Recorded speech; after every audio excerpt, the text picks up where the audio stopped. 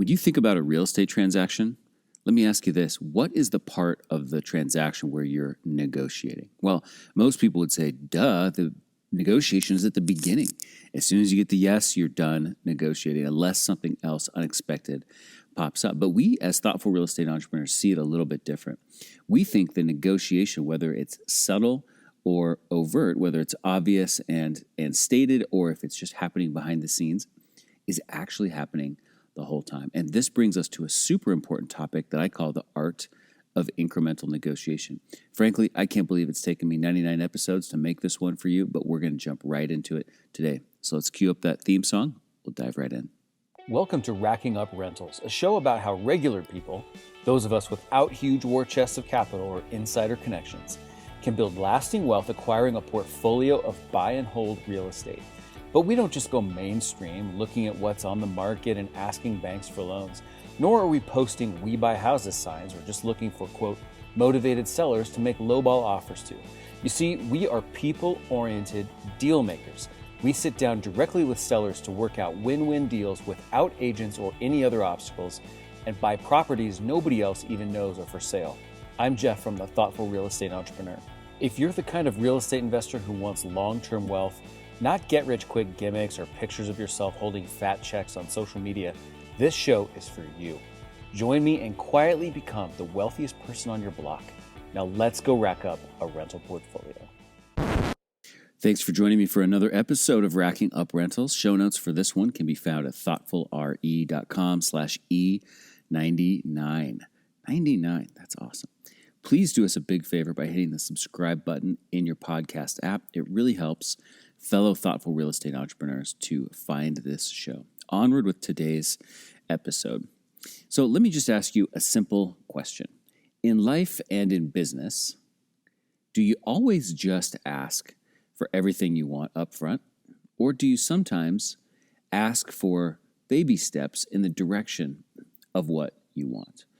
Let me give you an example, a situation, the type of which you might be able to relate to in your normal life. Let's say you've got a vision, and you've got a vision to just transform your backyard and specifically your deck. And you want to build this incredible deck with some built-in benches, and you want to furnish it with brand new, amazing outdoor sectional couch and a dining table, and you want an outdoor kitchen with just an amazing grill, and you're picturing a TV mounted on the wall of your house outside underneath the eaves where it will stay dry, and surround sound and a little water feature.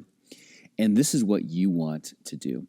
And you know, though, that you need to get your better half, your significant other, on board in order to get this approved and to get it done.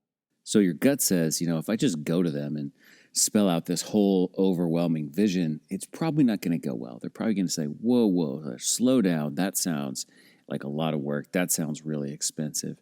And so you don't feel like just walking up to them and spilling it all out at once really makes the most sense. So instead, here's what you do, perhaps. You go to your spouse and you say, I think that we should build a new deck. You know why? Because I just feel like these nice summer months that we have here, we need to spend more time together as a family. And I think if we have this deck, we're going to be out there together more. We're going to get more quality time with the kids and whatnot. What do you think? And your spouse says, yeah, actually, that makes sense. I think that would be great. So now you've gotten a little yes, and you start to move forward on that part of your vision. Next, then, you say, I've been thinking about this this new deck, and I think if we really do want the kids to, want to hang out with us, and we want to be comfortable, we want to log as many hours out there as possible, we should make sure it's really comfortable as well. So I was taking a look online at some new outdoor furniture. I want to run this by you. What do you think about this stuff? Oh, yeah, you like that too? Okay, great. Now you've got a second little yes. Now maybe the next conversation is, gosh, as I'm picturing us sitting out there on this amazing new sectional couch that's on the deck, I'm thinking, wouldn't it be nice if we could eat dinner out there together too? That would just be a way to enjoy so much more of the nice weather and really what signifies family more than family mealtime. And I'm thinking, what if we put a nice grill out here, like a little outdoor kitchen? We can plumb in a little sink. We get a nice dining table that kind of matches with the new sectional couch that we've got. What do you think about that? Oh, yeah, I like, that vision sounds really, really good. And then the next thing you know, you're saying, well, if we want the kids to hang out with us after dinner, then what if we had a TV out here and we could watch a movie as a family and surround sound so that they could hear really clearly, but it would just be great. And you know what? Like when the Super Bowl party comes, we could come out here and we could watch the Super Bowl. We could entertain our friends and family out here. And now your spouse says, yes, yes, yes. Because along the way, you have been building your spouse's vision of this thing that you wanted to implant in their mind. But you knew that if you just went to them all at once and just spilled it out and just puked the whole vision on top of them at once, they'd probably be overwhelmed. But you helped them get on board one little step at a time, and eventually you got everything that you wanted, but you chose to do it in increments. Now, we could call this micro commitments, right? You got your spouse to say yes. One simple, easy yes was, let's build a new deck. And then the next simple, easy deck was, wouldn't it be nice if we had some furniture? And then the next simple, easy yes is, what if we had the outdoor kitchen? So you got a series of micro commitments out of this instead of one big, really intimidating level of commitment from your spouse. And this series of progressive micro commitments is what I like to call incremental negotiation. It's not one sale you're making, right? You're not selling them all at one time. You're not pitching one big fat thing for them to buy, an idea for them to buy. It's more like a chess match of strategic sequential moves. And that's what we do as thoughtful real estate entrepreneurs in the real estate business as well. So let's pivot here. We'll stop talking about decks and let's talk about how this applies in real estate. So here's how most investors conduct their negotiations, quote unquote. They decide what they want from a deal, what they want a purchase transaction to look like, and then they make an offer all at once, all in one shot. They say, this is what I need for the details to be in order to get a win. So I'm just going to put it out there and I'm going to make an offer and I'm going to ask for everything I want in one shot. Now, as tempted as I am to go off on the tangent of the difference between an offer and a proposal, I know that by this point in the podcast, you know my feelings on that, but they make an offer where they ask for everything they want at once. It's really, in their mind, it's one negotiation. It's really all about them and what they need and what they want. And when you present an offer with everything you want, it's almost like an ultimatum. It's like take it or leave it. This is what it's going to take to get the deal done for me. And you can say yes or you can say no. Now, here's what I want you to do. Close your eyes. And for those of you who are my coaching clients, you know that I wish I was drawing this picture on my iPad for you instead of painting a word picture, but we're in a podcast, so we're going to paint a word picture. And this is a simple picture. So close your eyes and picture a continuum, a horizontal line with a dot at each end of the line, right? And this represents the timeline of a transaction. Now, on the left end of this line, of this continuum, is the moment you meet the seller. And on the far right end is the moment you close the deal, right? So this is the entire timeline of a deal and a transaction. And there's a dot in the middle that says this is the point at which you go in contract. This is the point where you make a proposal, they say yes, and now you're in contract, right? So everything to the left of the in contract dot is the point at which you are still negotiating and trying to get to yes. And then everything after the in contract dot is the second half of the transaction. And most people would just call that the due diligence period, the escrow period, getting ready for closing. That's when the appraisal happens and the loan docs are drawn up or whatever. Now, so you have basically a line with two segments in it, right? You've got the first segment between the time you meet the seller and you're in contract, and then the second segment, the time between when you're in contract and you're closing the deal. Now, most people in a normal sort of real estate investing mentality, think that negotiation happens in the first segment, that negotiation happens when you meet the seller and it ends when the seller has said yes and now you are in contract. But our approach as thoughtful real estate entrepreneurs is that this entire spectrum, from the far left of meet the seller to the far right of close the deal, all of this is an opportunity for negotiation. Now, we have to redefine exactly what negotiation means. Now, most people think negotiation means I want X, you want Y. I want X, you want Y. Let's fight about it until we get to something that we can both live with. But what we're talking about when we talk about negotiation is simply the ongoing dance between two parties of creating agreement. And agreement can be agreement on overt topics like the purchase price will be $312,000, but there's all sorts of other less overt, far more subtle things we are agreeing on as well in a very unspoken way. For instance, in negotiation, one of the things we are seeking agreement on is our perspective on each other. For example, I think I am a person of integrity. You now think I am a person of integrity. Thus, we agree I am a person of integrity. You see yourself as reasonable and logical. I see you now as reasonable and logical. Thus, we agree you are reasonable and logical. I believe that when I say something, I am telling the truth. You now have come to believe that when I say something, I'm telling the truth.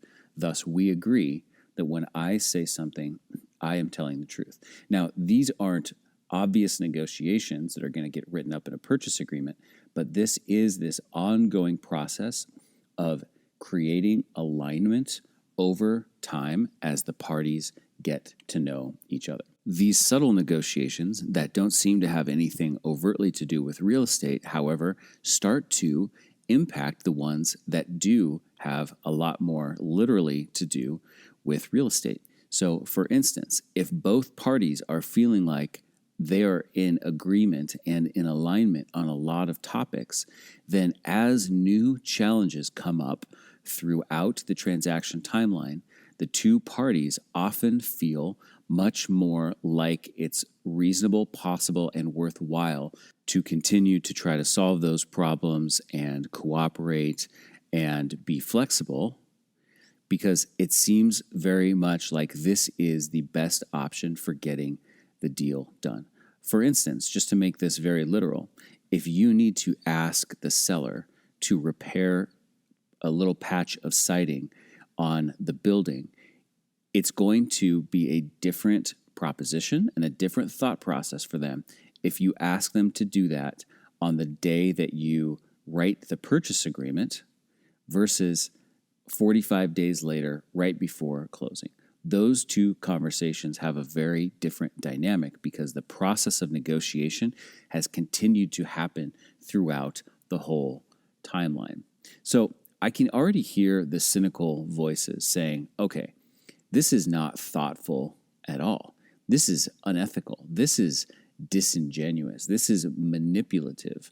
I even have a really good friend who refers to any change of terms after the original purchase agreement as, quote, retrading. And I tell her that it always grates on my ears a little bit when she uses those words, simply because the spirit of the words retrading sounds to me like I'm changing the game on you and this has all been a ruse. But that is just really not how we are thinking about it as thoughtful real estate entrepreneurs at all. In fact, this process of incremental negotiation is more thoughtful, it is more strategic, and overall, it is far gentler for everybody involved. Go back to the deck example.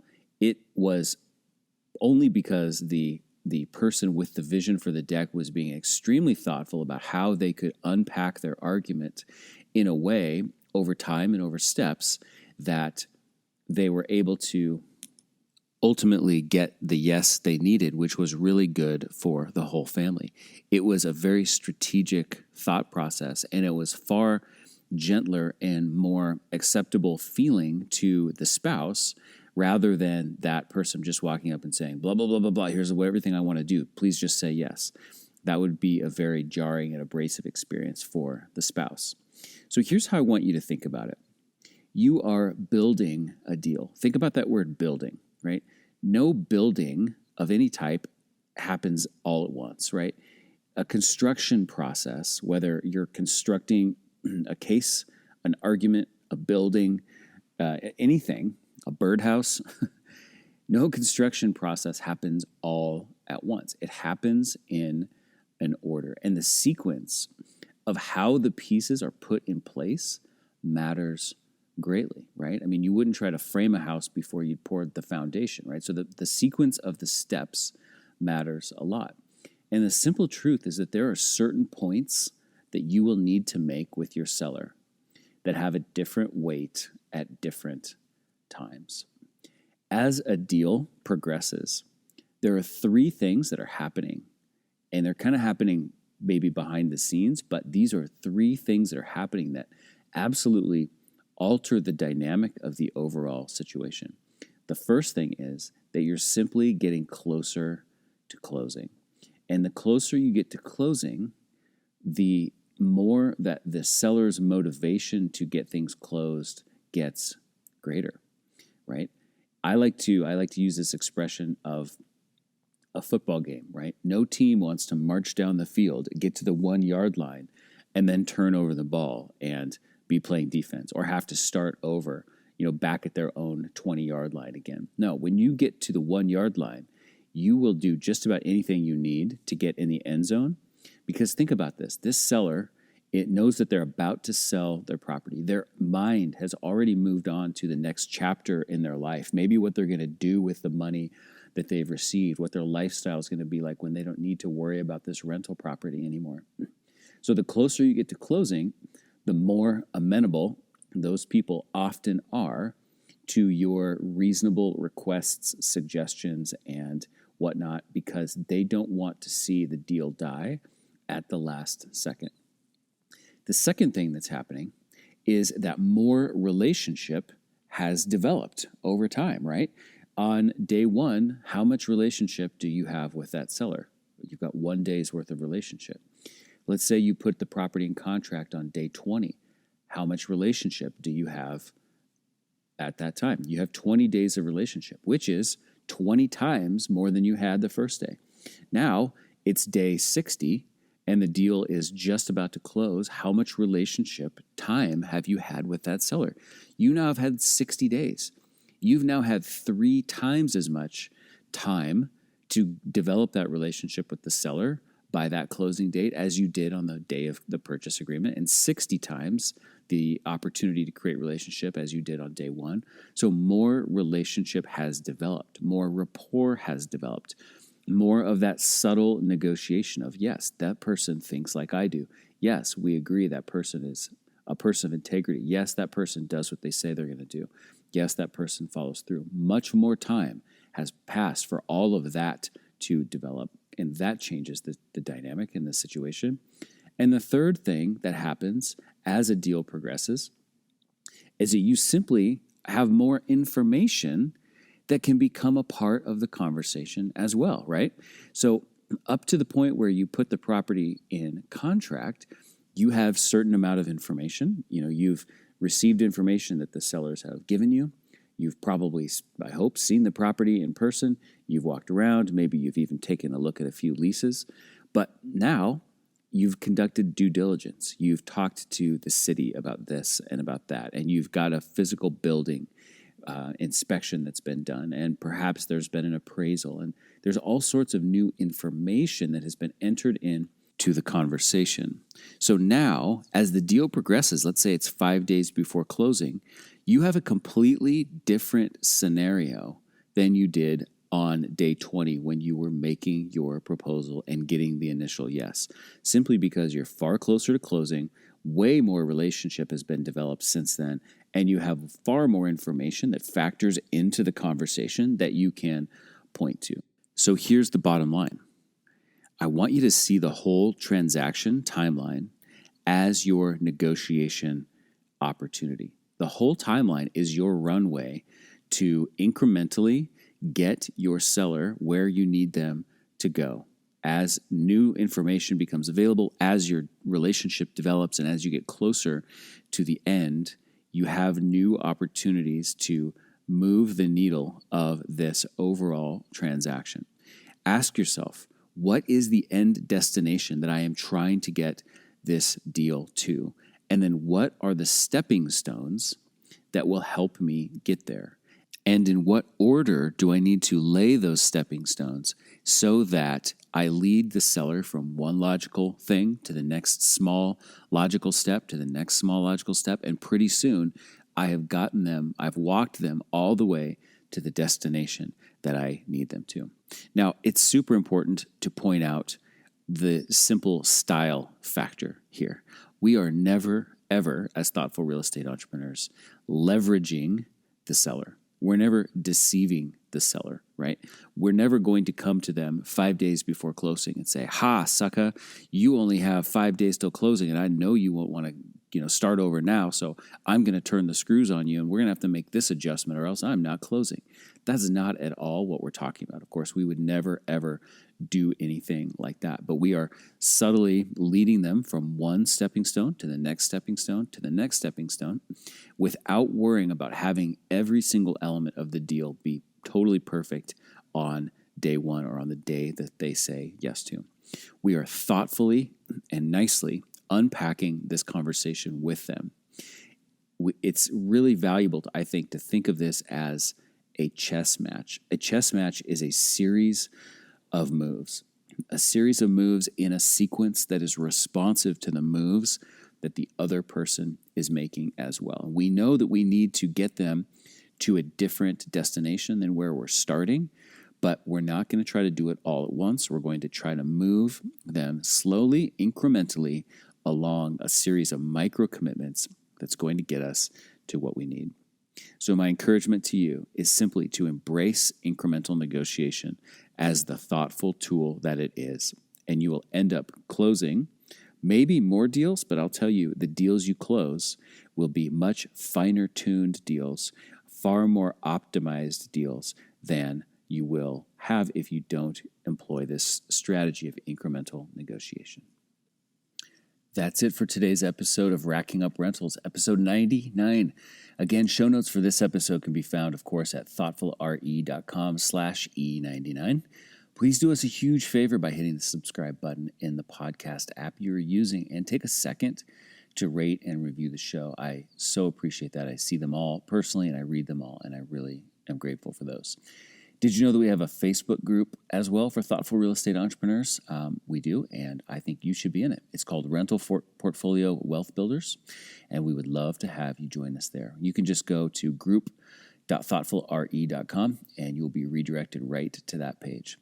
If you liked this episode, please take a screenshot of it and post that screenshot to Instagram and tag us. We are at Thoughtful Real Estate. I will see you in the next episode. Until then, this is Jeff from the Thoughtful Real Estate Entrepreneur signing off. Thanks for listening to Racking Up Rentals, where we build long-term wealth by being win-win deal makers. Remember, solve the person to unlock the deal and solve the financing to unlock the profits.